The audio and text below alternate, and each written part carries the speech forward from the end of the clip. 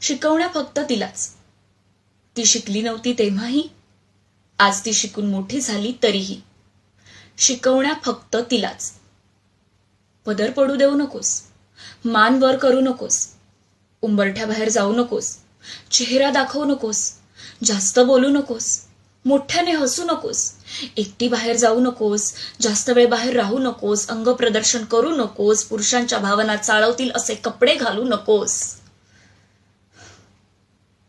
पण असे काय कपडे होते त्या ड्युटीवर काम करणाऱ्या अभयाचे? काय कपडे होते त्या गरोदर बिल्किस बानोचे?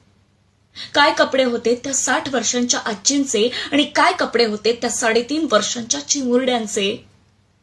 अजून किती वेळ तुम्ही फक्त तिलाच शिकवणार? तिच्यावर झालेल्या अत्याचारांसाठी तिलाच दोषी ठरवणार?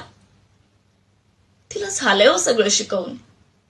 स्त्रीला ना झालंय सगळं शिकवून. गुड टच झाला, बॅड टच झाला, karate, martial art, self defence झाला, चाकू, सुऱ्या, पेपर स्प्रेही झाला. ती शिकली, सबळ झाली, सक्षम झाली. पण तरीही निर्भयानंतर आज 12 वर्षांनी सुद्धा अभया जन्माला आली. का माहितीये? कारण गरजच नव्हती कधी तिला शिकवण्याची. गरज आहे ती त्याला घडवण्याची, संस्कार करण्याची, नजर सुधारण्याची, दृष्टिकोन बदलण्याची, त्याही पेक्षा जास्त मानसिकता बदलण्याची. तेव्हा तिला शिकवण्या देण्यापेक्षा ना, शिकवा तुमच्या मुलाला, शिकवा तुमच्या भावाला, काका, मामा, भाच्याला, मित्र, नवरा, सासऱ्याला, शिकवा तुमच्या बापाला आणि आजाला सुद्धा. कारण नातं कोणतंही असो, ते विसरत नाहीत त्यांच्यातल्या पुरुषाला. घाणेरड्या नजरेने तर नेहमीच पाहिलं, संधी मिळेल तेव्हा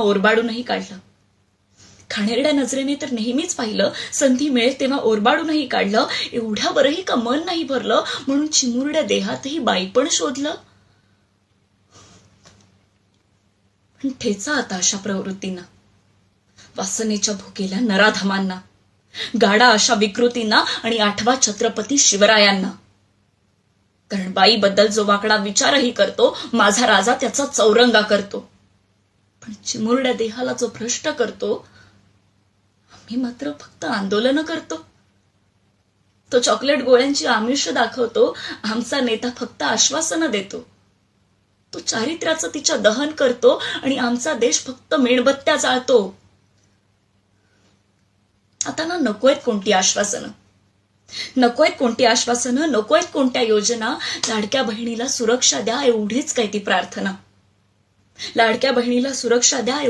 ती प्रार्थना. आणि लाडक्या भावाला धडे द्या, शिकवा थोड्या भावना.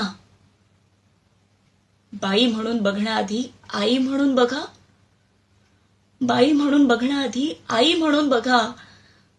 पुरुष म्हणून जमत नसेल ना, तर थोडं माणूस